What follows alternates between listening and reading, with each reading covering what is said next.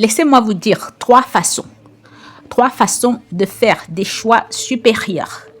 Notez cela rapidement. 3 façons de faire des choix supérieurs. Êtes-vous prêts? Numéro 1. Pour faire des choix supérieurs, la première façon dont vous avez besoin, c'est une prise de conscience. Écoutez, une prise de conscience de la parole de Dieu. Ce que la parole de Dieu dit, ce qu'elle promet, vous avez besoin d'une prise de conscience de la parole de Dieu. Je vais vous le lire, mais je veux juste que vous saisissiez l'idée. Une prise de conscience de la parole de Dieu. L'accès à la sagesse par la parole. C'est comme ça que je l'ai noté. Vous avez besoin d'un accès à la sagesse par la parole. C'est ce que j'ai noté ici. Vous avez besoin d'un accès à la sagesse par la parole. Une prise de conscience de ce que la parole de Dieu propose pour vous. Sinon, vous ne pouvez pas faire des choix de qualité. L'accès à la sagesse par la parole de Dieu. Ça, c'est la première chose dont vous avez besoin. Une prise de conscience de ce qui est là pour vous. Je les appelle les promesses excellentes et précieuses. Si vous ne connaissez pas l'alternative supérieure que Dieu vous a donnée, vous allez danser au rythme de tout ce qui vous entoure. Savez-vous, par exemple, que Dieu vous a élevé? Savez-vous, par exemple, que Dieu a une destinée de beauté et de gloire pour vous? Jérémie chapitre 29, verset 11. Car je connais les projets que j'ai formés sur vous, dit l'Éternel. Projets de paix et non de malheur, afin de vous donner un avenir et de l'espérance. Savez-vous que la Bible dit que le sentier des justes est comme la lumière resplendissante dont l'éclat va croissant jusqu'au milieu du jour.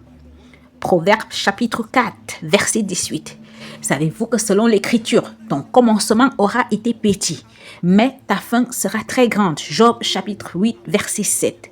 Savez-vous que vous avez été appelés de toute tribu, de toute langue et de toute nation, et que les limites de votre territoire ne devraient plus être vos limites?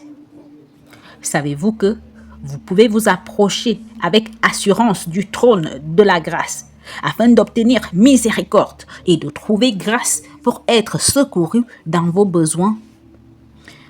Savez-vous que si vous n'avez pas la connaissance, vous ne pouvez pas prendre de décision supérieure? La sagesse, l'accès à la sagesse par la parole de Dieu est la première clé si vous voulez prendre des décisions supérieures. Et quand je dis la sagesse par la parole de Dieu, je ne la limite pas seulement à l'écriture directement. Je parle aussi de l'accès à la connaissance et aux matériaux conformes à la parole. Vous voudrez peut-être noter cela. L'accès à la sagesse d'abord par la parole de Dieu et ensuite par des matériaux conformes à la parole. Il y a des livres, il y a des cassettes, il y a des vidéos, il y a des enseignements qui sont une distillation de la sagesse. J'écoutais le serviteur de Dieu, l'évêque David Oyedepo, alors qu'il faisait un compte rendu des choses qu'il avait apprises alors qu'il célébrait son 71e anniversaire. Et je vais te dire, c'était un dévoilement de sagesse supérieure pour moi. Pendant que j'écoutais, je me disais simplement en priant pour que tous ceux qui entendaient, tous ceux qui écoutaient ce grand-père de la foi prêtent réellement attention aux choses qu'il disait. Parce que, vous savez, parfois, vous pouvez être là et juste crier et dire Amen et ne rien recevoir. Des leçons précieuses et de grandes valeurs qu'il avait apprises à 71 ans. J'ai reçu avec prière Merci pour l'avantage de m'accorder l'accès à une sagesse de 71 ans, afin qu'au moment où j'aurai 71 ans, j'ai doublé ou triplé mon progrès. Est-ce que quelqu'un apprend maintenant? Vous ne pouvez pas prendre de décision qui définit votre destinée en vous vautrant parmi les commérages, les ratés, les gens à l'esprit étroit et les gens qui ne respectent pas Dieu.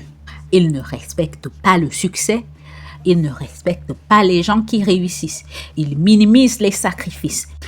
Toute décision dérivée de ce moule sera toujours un sabotage. Est-ce que quelqu'un apprend? Éphésiens, chapitre 1, verset 3. Il dit, béni soit Dieu, le Père de notre Seigneur Jésus-Christ, qui nous a bénis de toutes sortes de bénédictions spirituelles dans les lieux célestes en Christ. Et donc, j'utilise ma volonté, mon pouvoir de choix en partenariat avec la parole de Dieu, en partenariat avec des matériaux conformes à la parole, en partenariat avec le Saint-Esprit pour faire des choix de destinée. Être dans la prière est un choix de destinée. Être discipliné est un choix de destinée. Être pieux est un choix de destinée. Sommes-nous ensemble? Être compatissant est un choix de destinée. Être diligent, travailleur, si vous voulez l'appeler ainsi, c'est un choix de destinée. Être persévérant est un choix de destinée. S'abonner à l'apprentissage continu, ne jamais plafonner dans la vie est un choix de destinée. Être paresseux est un choix qui sabote la destinée. Être très bruyant alors que vous n'êtes pas arrivé. Vivre une fausse vie, une vie mensongère. Dans ce cas, c'est vous qui combattez votre destinée. Traîner avec des gens qui ne vont nulle part. Je vous rappelle une déclaration que j'ai faite. Que s'il y a 5 personnes insensées autour de vous, vous n'avez pas bien compté. Il y en a 6. Vous êtes la 6e.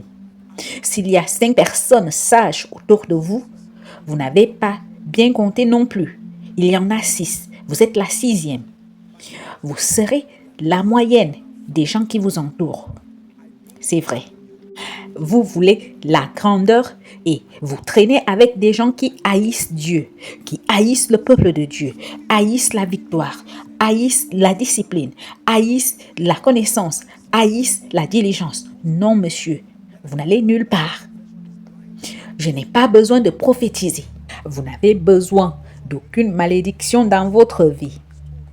Montrez-moi un homme, aussi faible soit-il, qui s'est retrouvé par l'honneur à proximité de ceux qui aiment Dieu, de ceux qui sont disciplinés, de ceux qui vont quelque part, pas des gens qui commèrent en parlant des autres, des esprits qui ont été affinés par la connaissance. Quand vous les entendez parler, ils parlent de choses excellentes. Je vous montre quelqu'un qui ne restera jamais petit. Donc, la première clé, si vous voulez prendre des décisions de prédestinée, c'est que vous devez savoir comment avoir accès à la sagesse par la parole de Dieu aux côtés des ressources conformes à la parole. Vous devez savoir comment puiser la sagesse de là. Apôtre, par la sagesse de Dieu, je vais être un père et un mari exceptionnel. Je ne vous croirai pas tant que je ne verrai pas ce que vous lisez. Et je ne crois pas cette déclaration. Je sais que vous plaisantez. Jusqu'à ce que je vois, montrez-moi qui façonne votre état d'esprit sur la paternité. Montrez-moi qui façonne votre état d'esprit sur le fait d'être un mari responsable. Alors, je pourrais savoir si votre confession est aveugle ou si vous serez une répétition d'où vous venez. Apôtre, je vais être une grande femme. L'histoire d'Esther, l'histoire de Déborah, si c'est une conversion positive, ça c'est très bien. Montrez-moi qui façonne votre esprit. Et si c'est une personne frustrée en ligne qui transfère sa frustration sur vous, non madame, non madame, non madame. Apôtre, par la grâce de Dieu, je vais construire des églises. Je serai tellement béni. J'aimerais le Seigneur. J'aime votre sincérité, mais je ne vous crois pas. Montrez-moi de qui vous apprenez. Laissez-moi voir les livres que vous lisez, qui vous exposent à la diligence, aux relations, à la valeur, à la puissance de la compétence et de l'excellence. Montrez-moi, alors je vous croirai. Mesdames et messieurs, vos décisions sont aussi supérieures que les matériaux qui informent votre état d'esprit. Vos décisions sont aussi supérieures que les matériaux qui informent votre état d'esprit. Un homme avec une mentalité de perdant ne peut pas prendre de décision de gagnant. Non, monsieur. Un homme avec une mentalité de perdant, je le répète, peu importe sa sincérité, peu importe ses bonnes intentions, un homme, une femme, un pasteur, un homme d'affaires avec une mentalité de perdant. La mentalité de perdant étant une description, pas une insulte. Vous ne pouvez pas produire de décision de gagnant. Le cancer vient de l'intérieur. C'est là que cela doit changer. Écoutez, il y a des parents aujourd'hui, avec tout le respect que je leur dois, quand ils voient leur enfant aller à l'église et être zélés pour les choses de Dieu, parce qu'eux-mêmes ne sont pas sérieux avec Dieu, ils pensent que les enfants en font trop. Et qu'est-ce que tu vas encore faire à l'église? Prière de milieu de semaine. Chaque fois tu es à l'église, ce n'est pas la faute de l'homme. Il n'a pas priorisé Dieu. Donc, il ne peut pas voir son enfant avoir une valeur au-delà de son niveau de compréhension. Voyez-vous le problème maintenant? Donc, il va retenir l'enfant. Et alors, l'enfant reste à la maison, sans rien faire. Et là, le diable viendra, la pornographie. Et parce que le garçon est à la maison et qu'il est oisif, qu'il n'a rien à faire et qu'il a accès à un téléphone Android alors qu'il aurait été à l'église en train d'apprendre, de grandir, de se construire, ayant une communauté de personnes qui pensent au royaume. Parce que le père, avec tout le respect, ou la mère, ou les parents, chaque parent transfère à ses enfants sa passion pour Dieu ou autrement. Un homme qui croit au jeûne et en la prière, qui croit en une spiritualité diligente, la parole de Dieu donnera très probablement aux enfants l'environnement propice pour reproduire la même chose. Ai-je raison? Un homme qui n'accorde pas de valeur à Dieu dira à l'enfant, va gagner de l'argent, cette histoire d'église. Et avant que vous ne le sachiez, l'enfant deviendra un échec. Vous ne pouvez pas bénir au-delà de votre esprit. Un autre exemple, regardez un père dire à son enfant, sois travailleur, ne sois pas paresseux, sois grand. Ça, ce n'est pas la clé de la grandeur, mais c'est tout ce que l'homme connaît, c'est tout ce qu'il sait. Il veut que son enfant soit grand. Et malheureusement, il n'a pas eu accès à la parole, ni aux matériaux conformes à la parole pour guider méthodiquement ce garçon vers une destinée enviable. Tout ce qu'il sait, et tout ce qu'il a entendu, c'est tout ce qu'il dit au garçon. Sois grand, sois sérieux. Et le garçon dira, j'essaye. Mais malheureusement, parfois, l'homme peut être trop fier pour ne pas s'asseoir et apprendre que bien que vous soyez sincère, ce n'est pas ainsi que la grandeur s'acquiert. Koinonia, je prie pour vous. Vous n'entrerez pas dans quelque chose que vous n'aimez pas à cause de vos décisions. Vous ne détesterez pas une destinée et y entrerez quand même au nom de Jésus-Christ. Alors que Dieu renforce votre capacité à choisir ce soir. À travers cet enseignement, puissiez-vous commencer à atteindre des sommets prophétiques au nom de Jésus-Christ. Alléluia. Béni soit le nom du Seigneur. Les décisions. Prenons l'exemple de deux personnes, disons des professionnels de l'immobilier. L'une comprend la loi de la diligence, comprend la loi des relations et comprend l'avantage prophétique. Frère A, professionnel de l'immobilier, il comprend la loi de la diligence. C'est un travailleur acharné. Il comprend la loi des relations, des liens stratégiques et il comprend l'avantage prophétique. Frère B, né de nouveau, il comprend la loi de la diligence, mais ne comprend pas la loi des relations. Ainsi, même s'il est travailleur et dispose d'un réseau d'architectes et de constructeurs, les portes ne s'ouvrent pas car elles dépendent des relations. Elles révèlent l'avantage des relations que des compétences. Cet homme restera bloqué dans son développement. Il ne sait pas pourquoi son incapacité à avoir appris cette loi est devenue une pierre d'achoppement. De plus, cet homme ne comprend pas la puissance du prophétique. Parfois, il s'en moque même.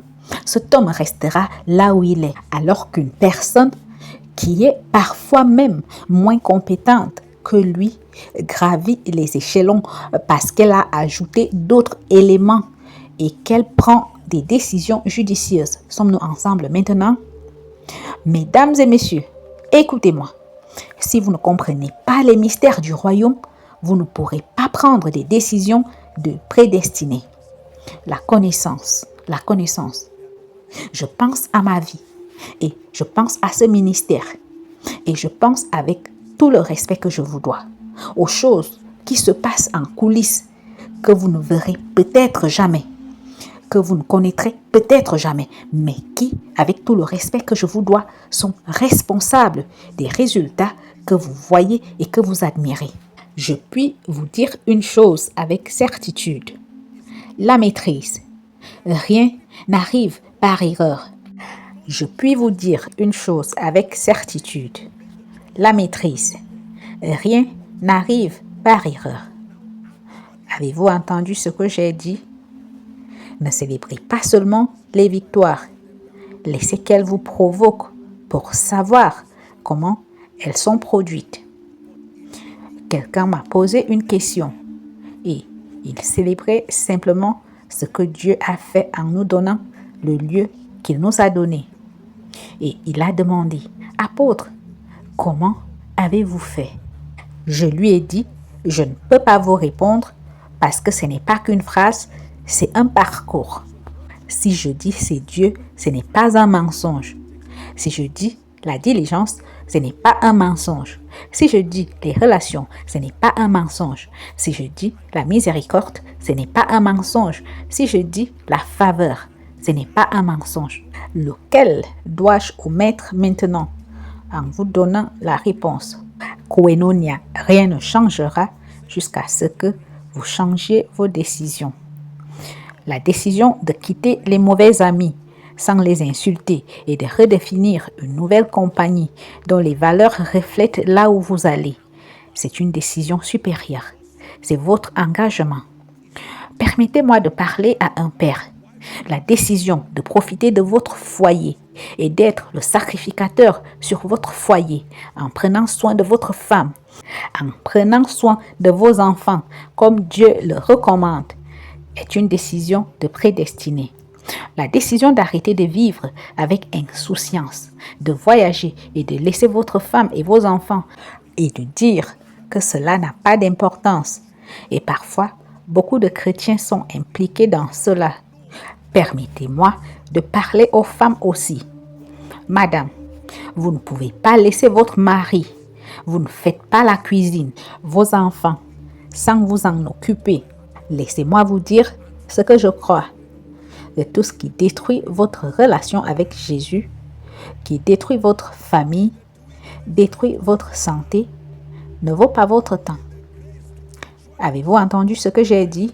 Tout ce qui détruirait ces trois choses, votre relation avec Jésus, votre famille et votre santé, croyez-moi, n'en vaut pas la peine. Ça n'en vaut pas la peine. Parce qu'à la fin, ces trois choses comptent.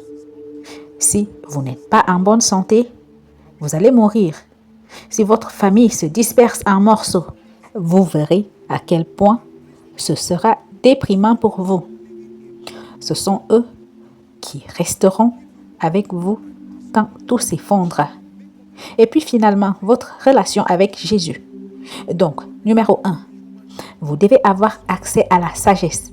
Numéro 2, la deuxième façon de prendre des décisions stratégiques de prédestinée, c'est que vous devez obtenir la grâce de Dieu. S'il vous plaît, écoutez.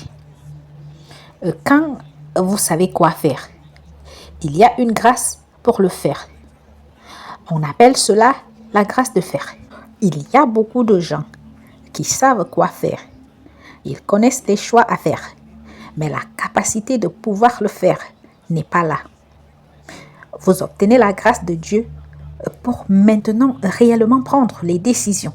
Vous pouvez prendre des décisions en les notant comme des objectifs. Vous pouvez prendre des décisions dans le lieu de prière. Mais dans tous les cas, la prochaine étape, après que vous sachiez quoi faire, c'est d'obtenir la grâce. Je vais vous dire ceci, mesdames et messieurs. Toute décision qui révélera la gloire de Dieu dans votre vie doit arriver par la grâce de Dieu. Sommes-nous ensemble maintenant? Le bras de chair ne peut pas prendre de décision qui glorifie Dieu. La chair de l'homme en général. Alors, ce dont vous avez besoin, c'est que quand vous trouvez le chemin que vous voulez prendre, disons par exemple, vous faites maintenant demi-tour avec votre vie et vous laissez les pratiques et les choses qui ne sont pas de Dieu et vous voulez commencer sur une nouvelle page. Laissez-moi vous dire, vous n'avez pas la puissance, vous n'avez pas de puissance. Vous pouvez décider, mais vous n'avez pas de puissance. Vous pouvez vouloir le faire, mais vous devez obtenir la grâce de Dieu. Que quelqu'un dise, j'obtiens la grâce.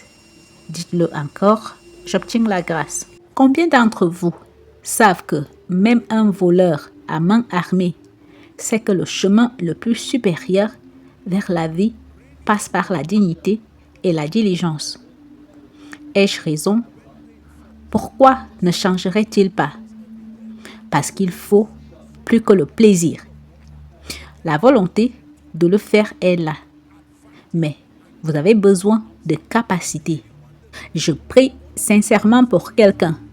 Parce que pour certains, c'est là où vous êtes en ce moment. Ce n'est pas que vous ne savez pas quoi faire. Vous savez que vous devriez lire des livres.